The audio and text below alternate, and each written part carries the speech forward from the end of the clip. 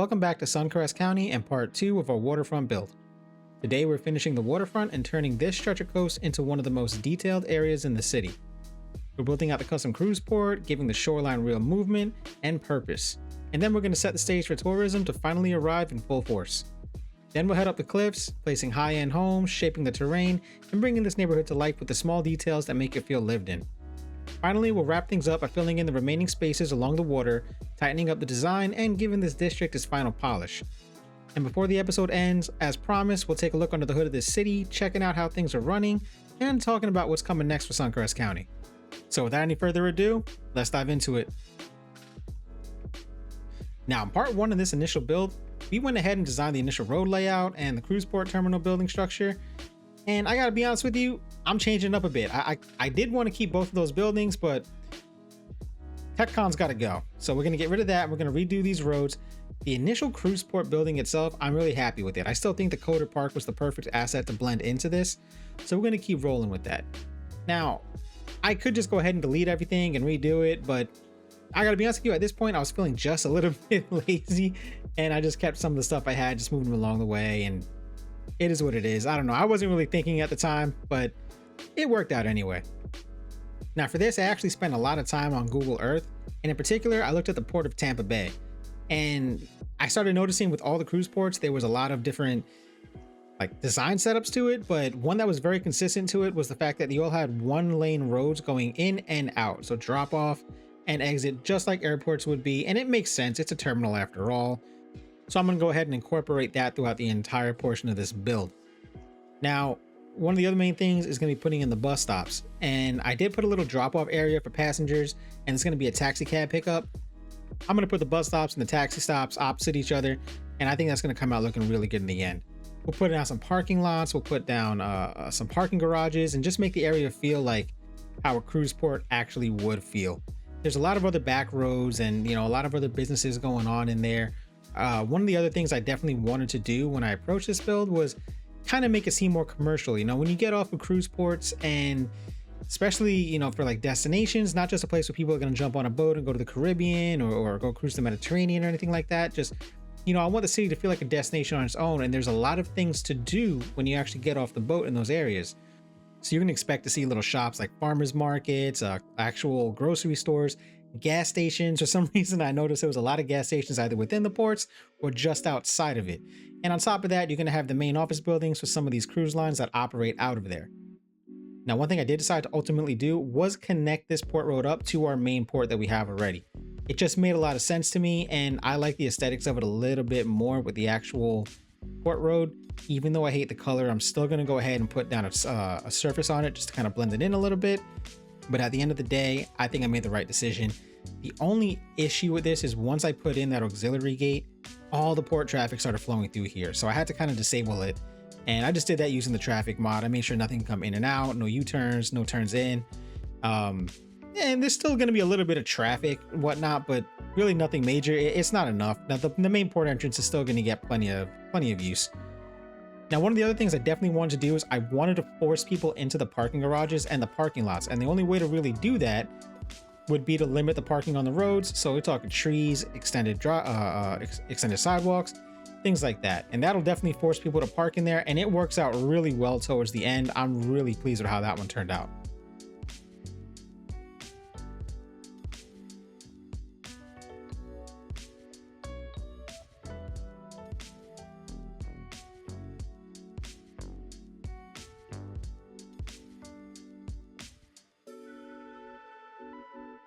Now, selecting the buildings for this was actually kind of a pain in the neck. I wanted to have parks involved, and I think one of the main things that jumped out to me was the fact that with all the tourism, I just wanted this to be a place where people can jump off the boat and go have fun.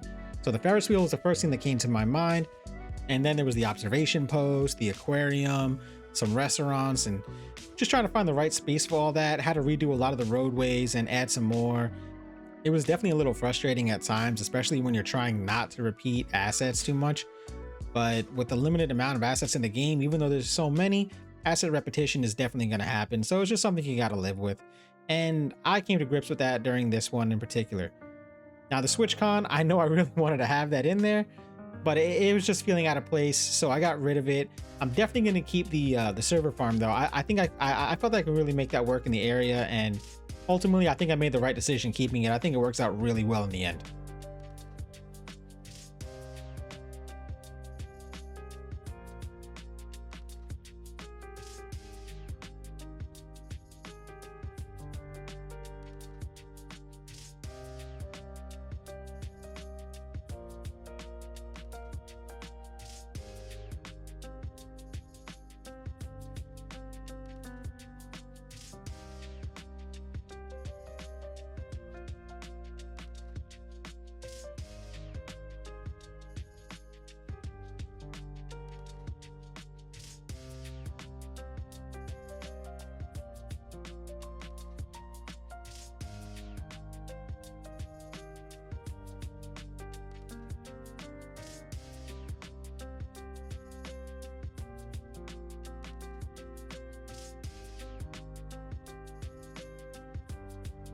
So I started really messing around with trying to fill this area in with some buildings. And I started meshing together some hotels and thought to myself, they're just too big. So those wound up getting deleted. We'll include a bunch of parking, and we'll definitely fill in some more buildings along the way. I'm definitely going to mesh in some statics, make it all work, make it all come together. And one of my main thoughts in this entire process was making sure this area was very walkable. When you get off cruise ships at different ports throughout the world, you're met with a very walkable area. So I want to incorporate that best I can here. I think just a lot of pathways is really going to help in this part, and then you link it up with some invisible pathways as you go.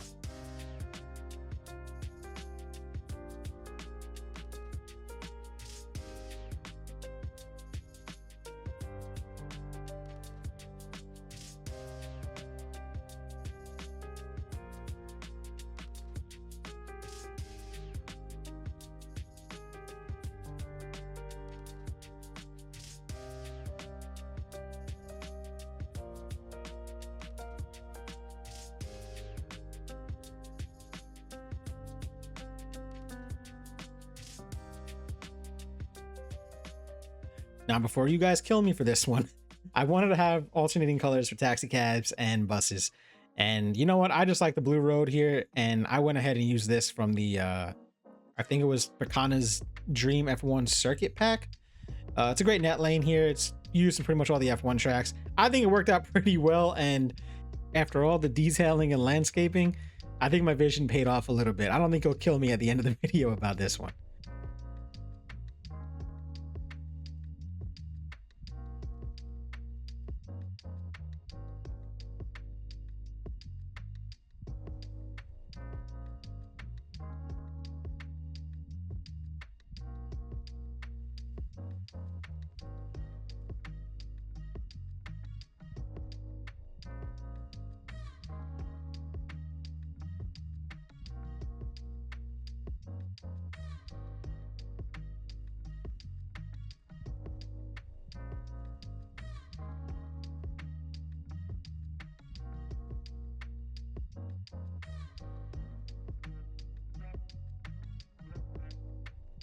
So once we got all the buildings and road layouts done, before we move on to another project, I did want to finally get this thing connected up to the outside world, and the seaways are just pretty straightforward.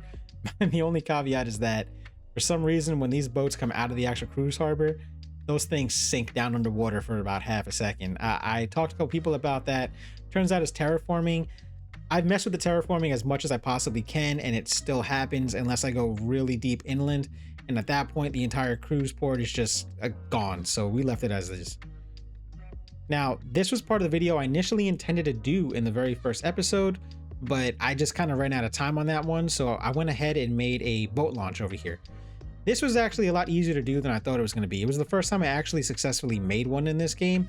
I know, kind of silly, but it seems like every single time I tried to do one in the past, it just kept throwing me off and I would get frustrated with it.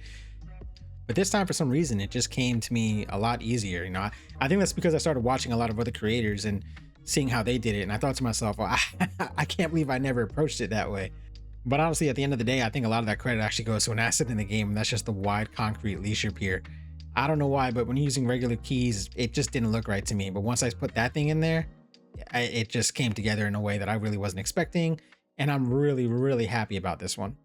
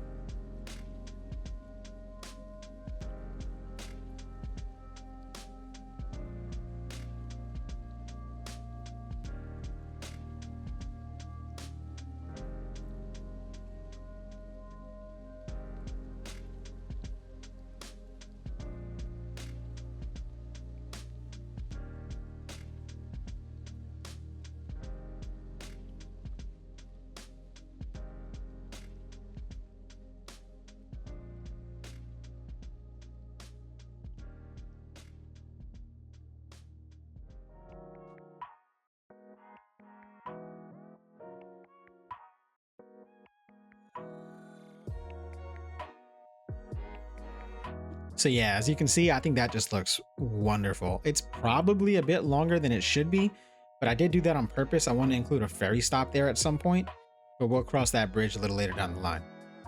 Now, one thing you see me doing here is deleting some of the marina work I did in the past. And that's because after speaking with Harbor Master Jay, he gave me a great idea to include a fueling station. So that's what we're going to be building now. I'm going to be using some of his assets to pull this off. They are part of the marina props by Jay. You can get them on PDX mods. And it's really simple. I'm just going to link a few of these together and then put some actual gas station statics on top of it. And then I think it just actually completes the marina. It was an excellent suggestion. I can't believe I didn't even think of that the first time I put this thing together. So I'm going to go ahead and show you guys how to finish building this one. And then I'll just kind of speed through the second one and we'll call it a day on the fuel station.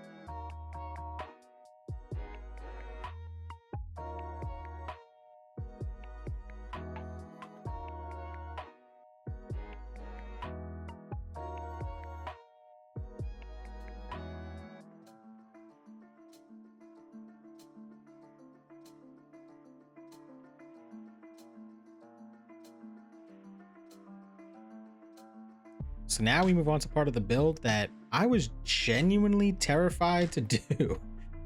So if you know me, then you know that building on hills or cliff sides is it's not my forte. So tackling this was definitely something that it was nerve-wracking for me, but I got it done. I used a lot of inspiration. I looked a lot at the Hollywood Hills, and you know, they build them actually on like actual cliff sides, and it's actually pretty dense area of really expensive homes. I wasn't trying to go for anything that dense, but I did want to add some really nice houses up here just to give it that feel of like an exclusive rich neighborhood where they overlook the entire city, the entire waterfront, something that'd be really nice. And there was a lot of challenges, not only with terrain and making sure everything was gonna fit around the house properly, but I got the highway and the bridge right next to it.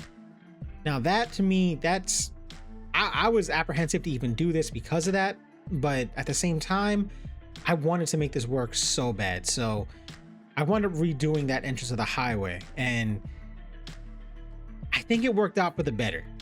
You know, I wanted to make that toll booth work for so long. I really did, but honestly, it just wasn't for me. So getting rid of it was definitely an easy choice when I actually started pressing the buttons. And then, you know, you dense the whole area up with trees and a little sound barrier, and you start thinking to yourself, okay, this could actually probably feel like someplace people would want to live, except for that guy. That guy's going to hear stuff no matter what. but it you know, so we'll move that a little bit there. But yeah, you know, got to flatten out a bunch of stuff here and then kind of form the terrain around it. I really hate when you build on hills, how you plop down your building and then you have, you know, a 10-foot hill, a 10-foot just straight down piece of land right behind the house. I think it just looks so bad. I can't stand it. It's such an eyesore to me.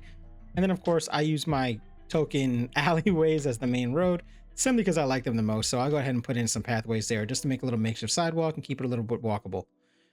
But yeah, doing this highway, at first, like I said, it kind of broke my heart a little bit because I really wanted it to work. But once I started deleting everything, it just felt right to me. So I'm not upset about it anymore at this point. I'm really happy with how this one turned out. Moving that train line was definitely a little bit more of a headache. That took a little bit longer than I anticipated. And I just went with the best possible choice there. If anybody has any ideas on how I might be able to improve that rail line, please let me know, because I don't want to change the bridge. I love the bridge. I really do. So yeah, I try to do the rail line as best I could in this situation, but if you do got any tips on it or any ideas, please send them my way. I'd really appreciate that.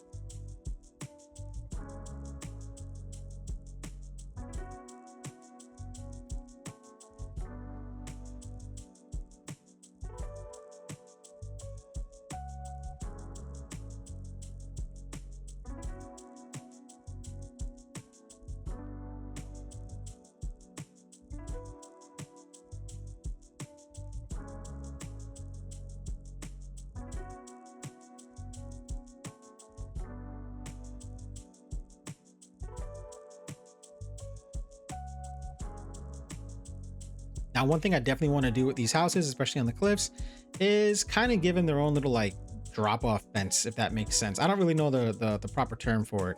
And then I just figured I'd delete some of the other fences and redo them manually. I don't like, especially the hedgerow ones in the winter. They just look really ugly. But I don't know. I kind of saw this on a couple houses when I was looking for inspiration. So I thought I would try and find a good way to recreate it. But they always had the house raised and then would had kind of like a retention wall underneath it, and then it was just a path around the house. So I thought, that's pretty cool. Yeah, I like that. Let's try and go ahead and recreate it. So this was the technique I used for it. I think it came out looking really, really good. This is something I'm going to probably repeat in the future somewhere else down the line. But I mean, once the surface gets in, look at that. I think that looks, I think that's a little unique too. You know, instead of just putting a fence around it to keep people from falling out of their backyard, I like this one a lot. And then of course we'll go ahead and add in the surfaces or just, you know, extend them a little bit to bring in a proper driveway, and we'll get in some grass in there, and we'll redo all the landscaping as we go, and we'll just make this whole area look as good as we possibly can. Again, I'm trying to go for that like rich person house feel, and you know, for the small neighborhood I made this, I think it's starting to feel that way now. So I'm going to go ahead and get the rest of the surface work and landscaping done. You know, there was a lot more of it than I anticipated, but it definitely helps keep this area feeling exclusive and secluded to the other parts of the city.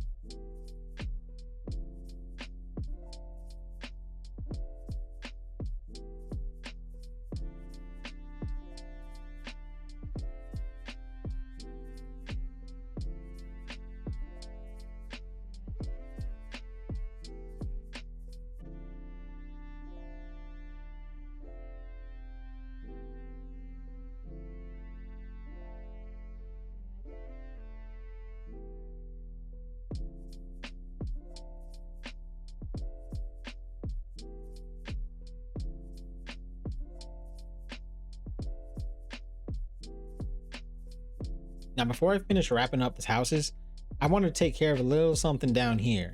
My initial thought was to do like a little private beach with a little cliffside walk down, but the more I made it and the more I tested it out, I just wasn't happy with it. I felt like it looked out of place, and yeah, I wasn't happy with it, but I definitely still wanted to keep something down here. So I wanted to keep trying to sell that cliff feel. So I went with a rock and pebble beach down here, and I think the end result was fantastic. I think it just adds so much more character to the area, and it really sells that whole, you know, cliffside home setting a lot more. So I'm really happy with this one, and it was really easy to make too. You know, little surface work, some props and some boulders, and I think it came out really well. And I also got to use the long grass from PDX mods that I've been dying to use, and I think it just completes the entire part of this build. I think it just looks so good.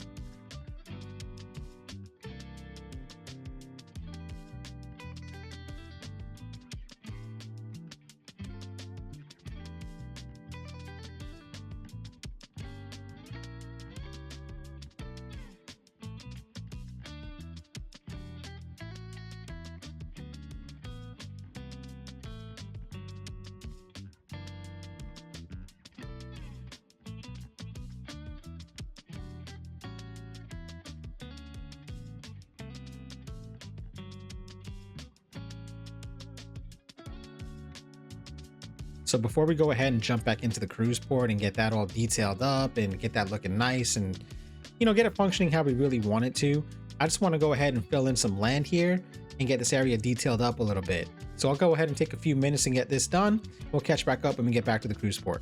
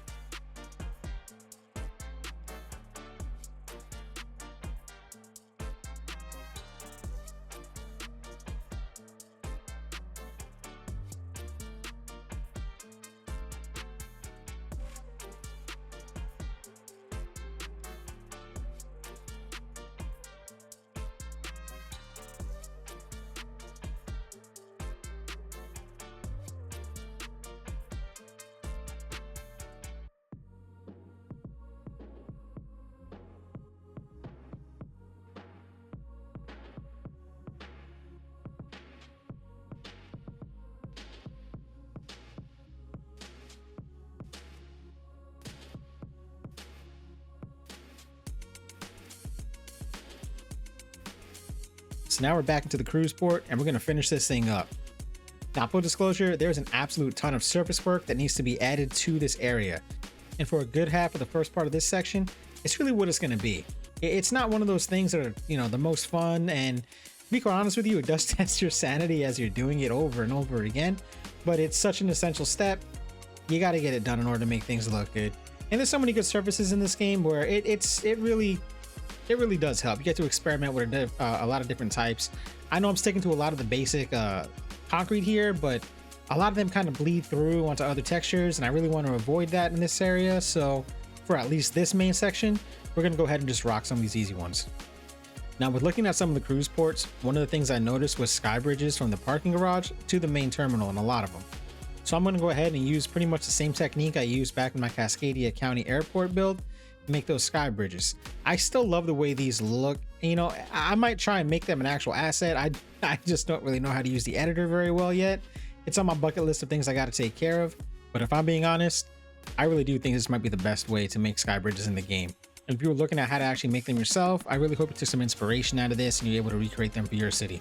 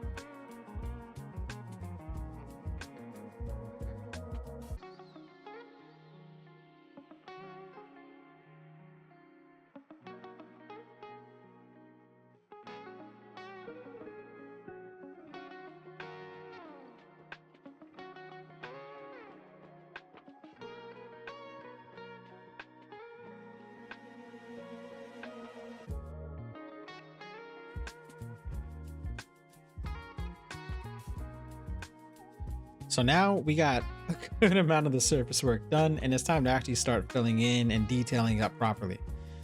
Some of the things I was really trying to do here were experiment with certain different buildings and static ploppables and try and make these custom buildings. I wound up settling on a handful of them that I really think are going to fit the area well, and then I'll make them functional using the modular zoning blocks by StarCue. Now, I really tried to be picky with the buildings I was putting in this area. I feel like the one-stop station was, essential here because I think, as I said earlier, gas stations are normally always inside or just outside ports or cruise harbors when I see them. So I think it just fit the spot really well right near the parking lot area. And then try and just add in a couple commercial buildings near it as well. Think of those as little tourist shops and all that. So when people come in, they're met with places they can just shop at immediately. And I really felt that was important to try and recreate that aspect of a cruise port.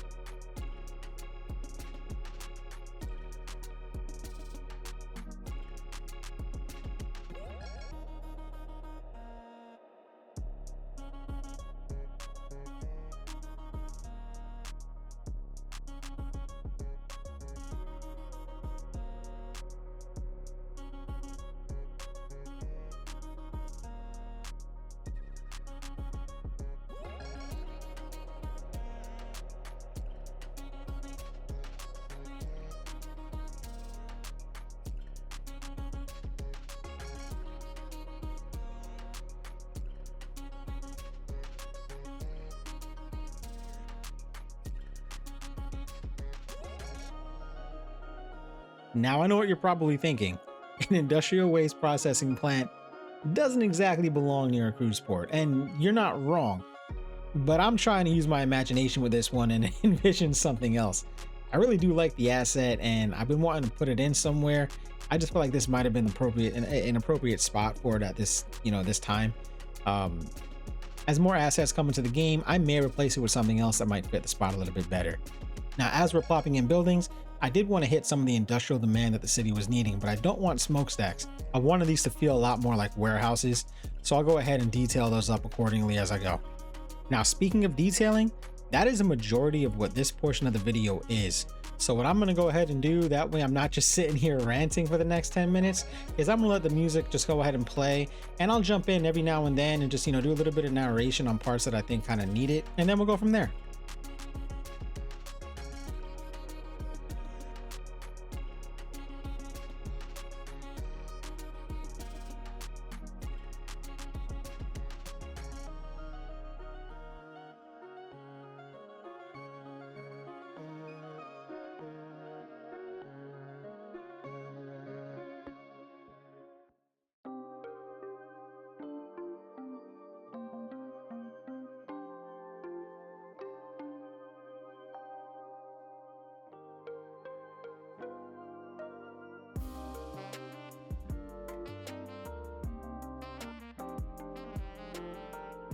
Now, I really wanted to try and keep this cruise port as authentic as possible.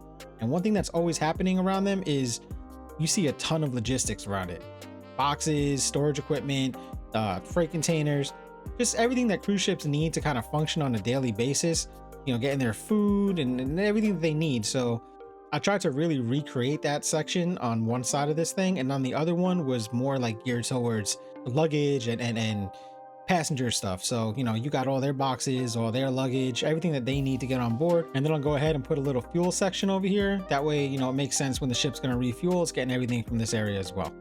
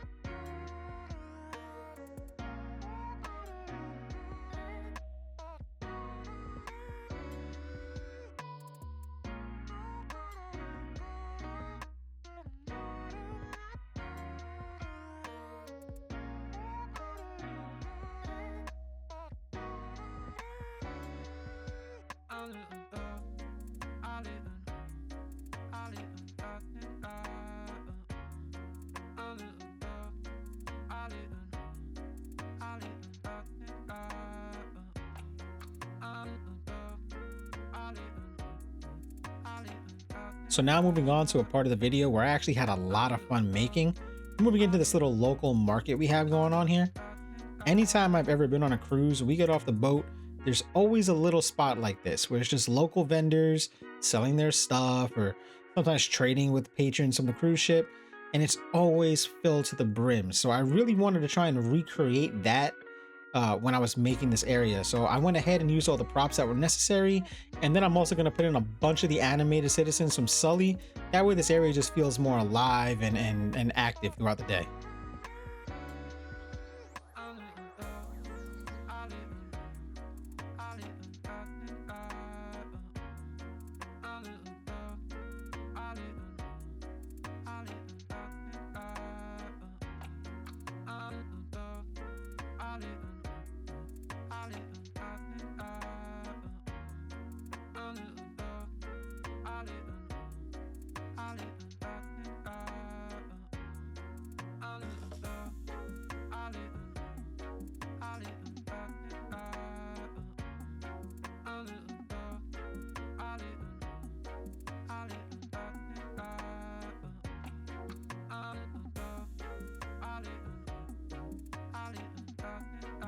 Now, the one thing that I was really kicking myself on for this entire build was the amount of awkward spaces that I left when I actually did the road layout. I was happy with the road layout as it was, so I didn't want to change it anymore. And I really didn't want to stick a ton of buildings behind everything. You know, I didn't want this area to feel like it was another downtown on its own. I wanted it to really feel welcoming to tourists, and I wanted to keep it green in as many areas as I could. And I wanted to take advantage of different types of surfaces, try and give it just a little bit of its own character.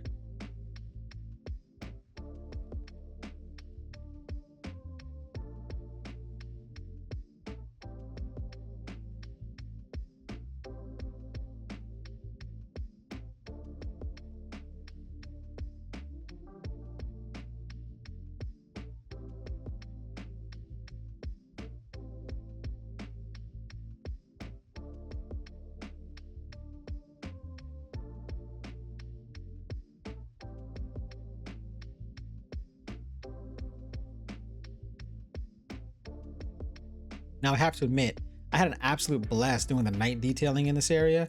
I wanted to make it feel really alive, you know, like if boats were going to be docked here or people were going to be here overnight, that it had a little bit of a fun nighttime feel to it. So using different colored lights and just making everything all lit up as best you can. I really had a great time doing that, especially putting the colored lights around what's going to be the Royal Caribbean building. So much fun. Night detailing is one of the things in this game that I find is really underrated. I know it's because a lot of people don't play with day and night cycles, even myself included, but there are times when I'm playing where I'll just shift the game into nighttime and I'll let it ride out like that for a while. I honestly genuinely do like the night in this game, and who knows, I might do an all night episode at one point. I honestly do feel like it's a really underrated aspect of the game itself.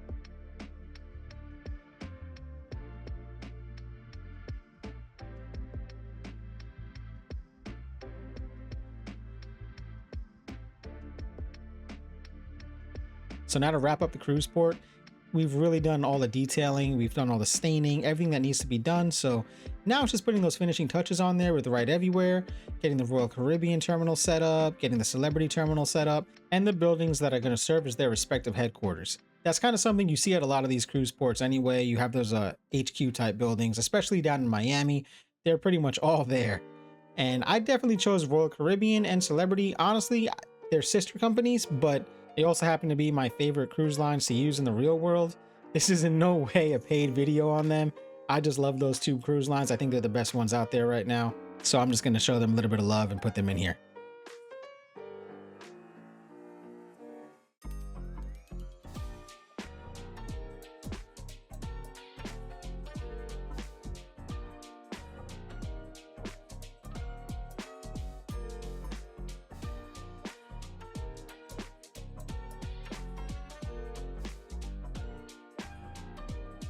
So to wrap things up, I want to go ahead and dive under the hood of the city and see how it's actually performing.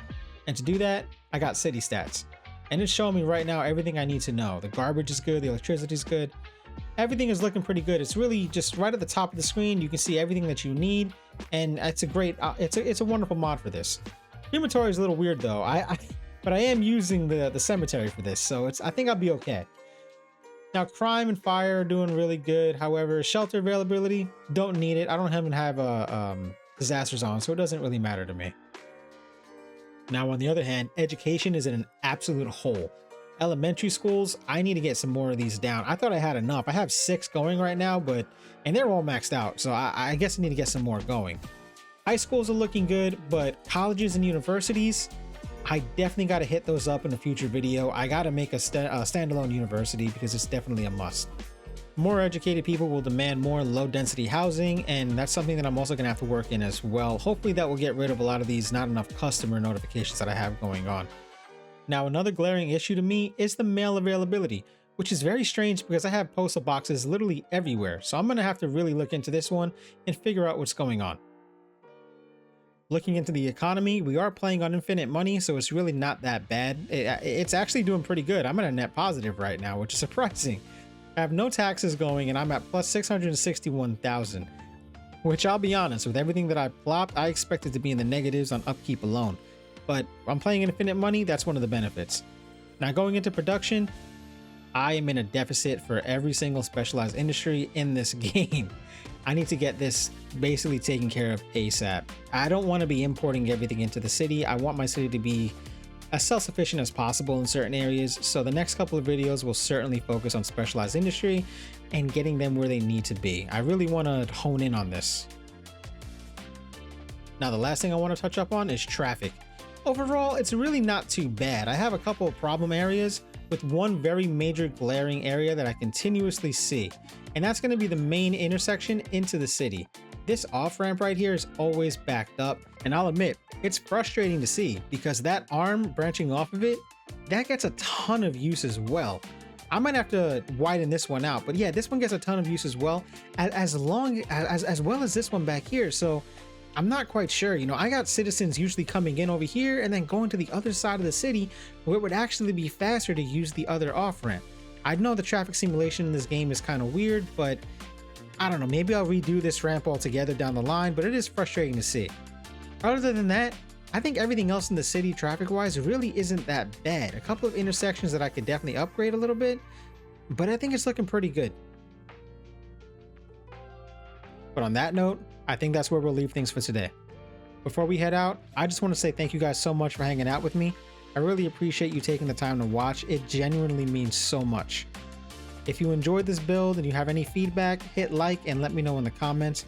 And if you want to keep following Suncrest and see where things go from here, consider subscribing.